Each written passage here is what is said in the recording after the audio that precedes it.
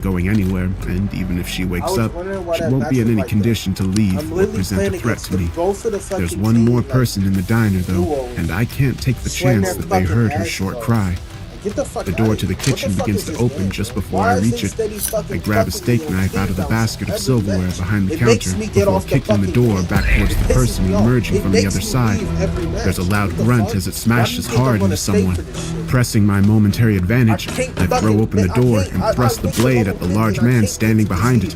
The knife isn't nearly as sharp as the ones I keep at the dockyard, and the slightly serrated blade is designed for cutting rather than stabbing.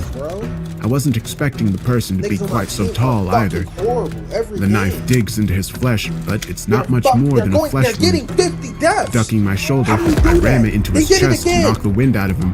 He really is big. He's got at least 6 inches and 50 pounds on me. This is the danger of not planning things out before killing. I find myself in situations like this where I can't fully control what's happening. At the end of the cycle, this wouldn't matter, but until then, these kinds of risks are extremely dangerous.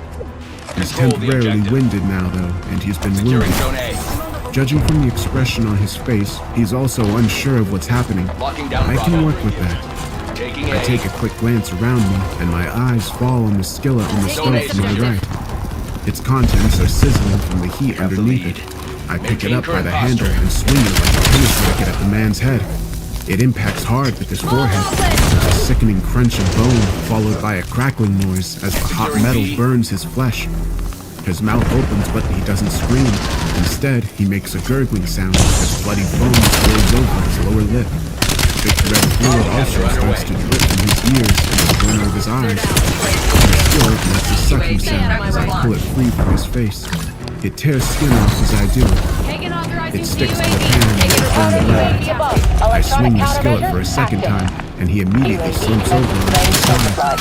His right eye is free from its socket, and it lays across the bridge of his nose with the optic nerve staring back into the gap. He's almost done. I have to give him credit for surviving the 2 blows with the skillet, even if he did so with quite a bit of brain damage.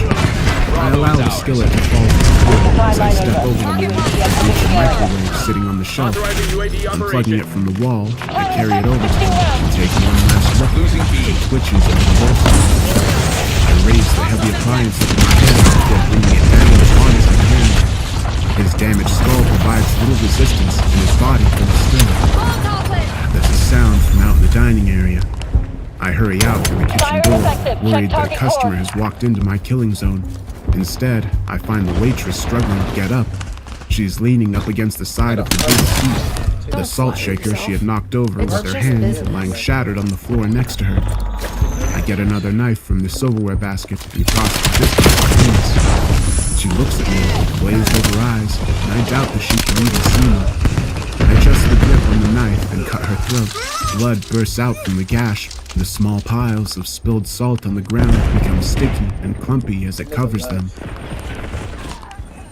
The itching has stopped. My hands are as steady as rocks. I sit down on a stool at the counter and sigh in relief. For the first time since the symptoms have started this cycle, I feel human. Each relief comes familiar, bittersweet. No matter how satisfying a kill is, it never has the same pleasure and overwhelming satisfaction that one does during the final night of the cycle. It's infuriating. It's like some higher power has decreed that I only have to be happy one night each month, twice a month every 2.5 years or so. I allow myself a minute to sulk in my anger and disappointment before I force myself to put it aside. There's a pressing matter to attend to.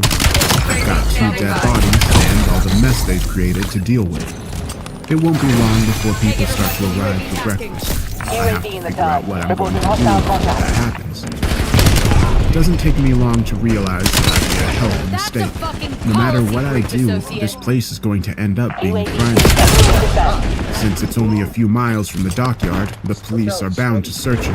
When they do, they'll find the woman that I killed earlier. Likely along with evidence of previous kills as well. I don't have any choice but to abandon the dockyard and move on to somewhere else. Probably stay entirety. Because they're gonna I look up at the ceiling. Definitely another state. Everybody who got Fine, that's what I have to do. That's what I have to do. Going back around the counter, I open the cash register and take the small amount of money it contains. I also take the money from the cook's wallet, as well as a set of car keys from his other pocket.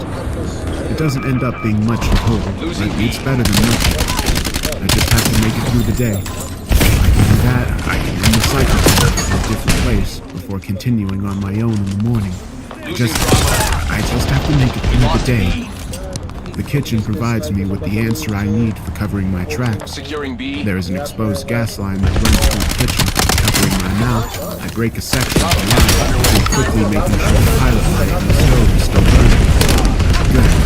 I've broken the second line, not the main line. I leave the diner through the front door. There's still no one in the parking lot, and there isn't any traffic on the road either. I try the key that I took from the cook in the small white car first, I'm never buying another one of your games. It slides easily into the driver's side lane with the red pickup truck. So I get in and start the engine. The rain has stopped, and the first hints of the rising sun can be seen in the distance as I turn onto the road and head away from town. Bravo zone secure.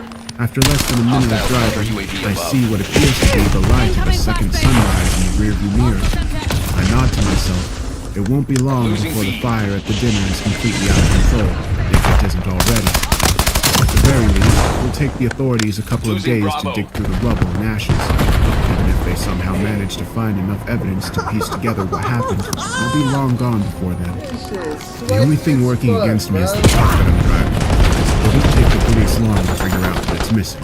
If they do that fast enough, then they'll be able to get word across the state with the make, model, and license. Bravo lost. That could lead to disaster. Luckily, I don't have to stay in those pickups for long. I drive back towards the dock, going as fast as I dare on the slick pavement. Why would I keep playing? I reach my destination without incident and pull the truck up to the edge of one of the Like a concrete five- docks a before putting it six-stack in neutral and getting joint out. A six-stack I try to of push the switch pickup joints off the edge of the to dock, but destroy a I'm match barely we've able to already get it to won, budge. bro. I get down Where's lower and Mercenary press my back Moshpit? up It's the against the only thing that tailgate can be as I push as manageable. hard as I can. This happens It eventually every starts time rolling my team forward. destroys There's a the crash of rival. metal as the front wheels Oh go my over the God. edge. Every I match nearly is just fall as the fucking weight of the stats. front end does the rest of the work for me. The truck slides into the dark water and sinks below the surface. I give myself a few moments to rest before dusting myself off and hurrying over to the car that I parked at the dockyard Yeah, earlier. look at this. It's a black four-door sedan, the kind that countless people drive in every city in the country. I check to make sure that my backpack is still in the passenger seat